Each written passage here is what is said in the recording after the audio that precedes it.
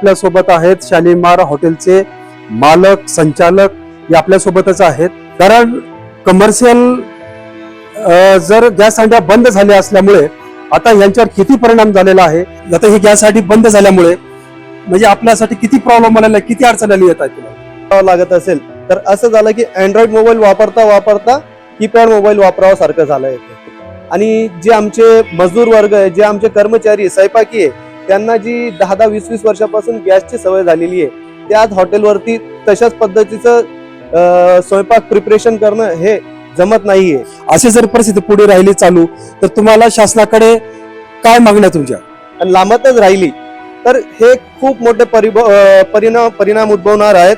आज घरगुती गॅसवाल्याकडे जर बघितलं तर आज कुठेच तुटवडा नाहीये, आज त्यांचं व्यवस्थित चालू आहे। हा फक्त फटका जो आहे फक्त हॉटेल व्यावसायिक यांच्यावर उपासमारीची वेळ आलेली आहे। तिकडे इराक, इस्रायल, अमेरिका आहे, आपला काही संबंध नाहीये।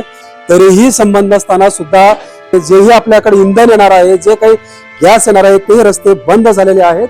त्याच्यामुळे आज आपल्या पूर्ण महाराष्ट्र राज्यामध्ये हॉटेल व्यावसायिकावर परिणाम झालेला आहे। शासनाने सुद्धा हॉटेल व्यावसायिकांना कुठे ना कुठे मार्ग काढला पाहिजे। धन्यवाद।